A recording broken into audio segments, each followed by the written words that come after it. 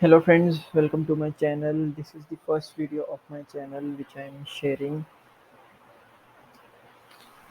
So actually मैं पिछले 2 year से मार्केट को थोड़ा सा स्टडी कर रहा हूँ और मुझे जो समझ में आया है जितना भी वो मैं सोच रहा हूँ कि आप लोगों के साथ शेयर करूँ।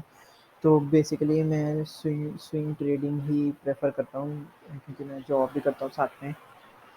तो आज का जो स्टॉक मैं लेके आया हूँ वो है एरिस लाइफ साइंसेज।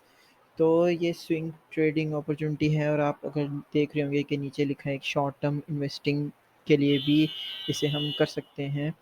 बेसिकली मैं इंट्राडे ट्रेडिंग बिल्कुल भी नहीं करता हूँ। मैं ये स्विंग ट्रेडिंग ही करता हूँ मोस्टली। तो क्योंकि स्विंग ट्रेडिंग में इसलिए करता हूँ क्योंकि जॉब के साथ साथ तो इंट्राडे तो नहीं हो पाता है और इंट्राडे में बहुत ही मेंटल डिस्टर्बेंस भी रहता है। तो चलिए लेट्स गो टू सी क्या लेवल्स मैंने मार्क किए हैं और किस बेसिस पे इसको मैं स्विंग ट्रेडिंग के लिए मैंने सिलेक्ट किया है। तो इसको मैं स्क्रीन को फुल स्क्रीन कर लेता हूँ। अगर आप देख रहे होंगे इसका चार्ट जो है डेली बेसिक टाइम फ्रेम पे रखा है मैंने। तो इस केस में आपको इंट्राडे की ज़रूरत ही नहीं पड़ेगी। इससे बेनिफिट ये भी होगा कि आपका अगर आप ज़ीरोधा से कर रहे हैं तो आपका ब्रोकरेज भी बच जाएगा क्योंकि ये ऐसे शॉर्ट टर्म में आएगा और इंट्राडे के आपको चार्जेस नहीं लगेंगे, एज ए इन्वेस्टिंग ही आएगा। अब अगर आप देखें यहाँ पे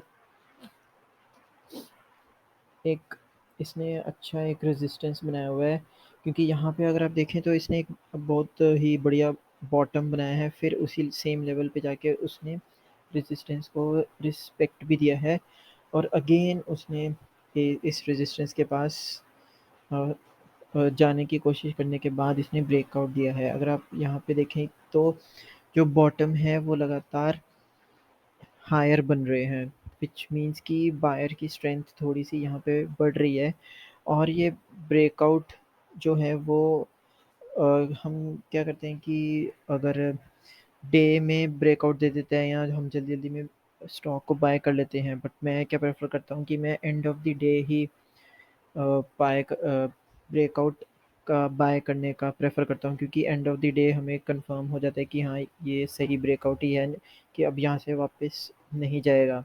अगर हम मार्केट क्लोज होने के आसपास जब हम देखें, क्योंकि बहुत बारी आपने भी देखा होगा कि ब्रेकआउट तो हो जाता है डे में but at the end of the day वो उसी लेवल पे वापस नीचे आ जाता है। बट इस केस में इसने ब्रेकआउट भी दिया है प्लस इसमें एक ये वॉल्यूम भी अच्छा आया है ब्रेकआउट के टाइम पे। तो मैंने यहाँ पे रिस्क रिवॉर्ड रेशियो के हिसाब से इसको ट्रेड को प्लान किया है। तो मेरी 676.3 की एंट्री और मैं मोस्टली 1:2 में ही ट्रेड करता हूँ। अगर मेरा 50% भी ट्रेड्स गलत हो जाते हैं तो एटलीस्ट मैं एंड ऑफ द डे में प्रॉफिट में ही रहूँगा।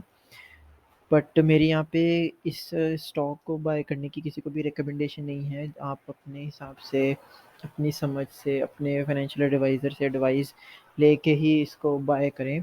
और अगर आप बाय करते भी हैं तो आप चाहें तो इसको 1:1 में भी कुछ क्वांटिटीज़ निकाल सकते हैं, कुछ फुल क्वांटिटी बाद में भी निकाल सकते हैं। और एक चीज़ मैं हमेशा ध्यान रखता हूँ कि मेरा जो रिस्क है वो मेरी कैपिटल से 2% से ज़्यादा नहीं हो। ये चीज़ सबसे ज़्यादा इम्पोर्टेंट होती है अगर हमें लॉन्ग टर्म में चलना है तो। तो गाइज़ यही मेरा एक मुझे जो लगा इस वीक में जो स्विंग ट्रेडिंग के हिसाब से वो मैंने शो किया है और इसको मैं ट्रैकिंग भी करते ही रहूँगा और मैं आपको बताऊँगा कि हमारा टारगेट अचीव होता है, कि हमारा स्टॉप लॉस अचीव होता है या जो भी स्टॉप लॉस हिट होता है या फिर टारगेट अचीव होता है। तो आई होप आपको वीडियो अच्छा लगा होगा।